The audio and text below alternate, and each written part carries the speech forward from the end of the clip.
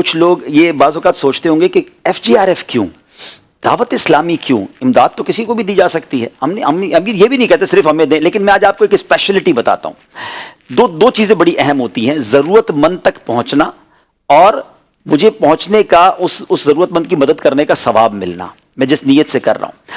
اچھا، ضرورت مند تک کیسے پہنچیں؟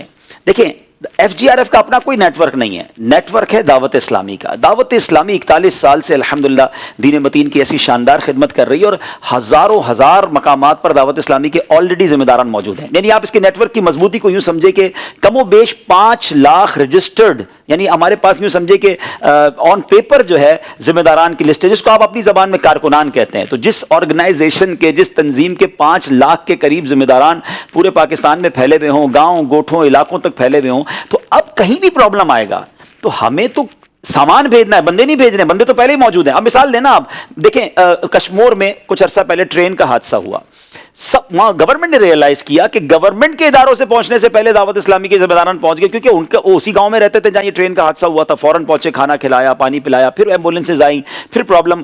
مری کے اندر کیا ہوا، جب خطرناک برف باری ہوئی تو وہاں ہمارا اپنا مرکز موجود ہے، ہمیں نہیں بھیجنا پڑا کسی کو. مری کے ذمہ داران فوراً پہنچے، انہوں نے امداد شروع کر دی. تو رائٹ اوے فوری طور پہ امداد کرنا دعوت اسلامی FGRF کے لیے بڑا آسان ہے، کیونکہ لوگ وہاں نارملی موجود ہوتے ہیں. دوسرا فائدہ یہ ہو گیا کہ جو علاقے کا ہوتا ہے نا، اس کو علاقے کے پرابلمز پتا ہوتے ہیں، اس کو یہ پتا ہوتا ہے کہ بھئی کون ضرورت مند ہے، محلے میں ہی رہتا ہے، اس کے گاؤں میں اگر 40 گھر تھے، وہ 40 گھر کی ہمیں لسٹ دے سکتا ہے.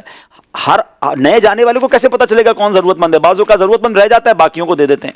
ایک یہ زبردست فائدہ ہو گیا، نیٹ ورک مضبوط.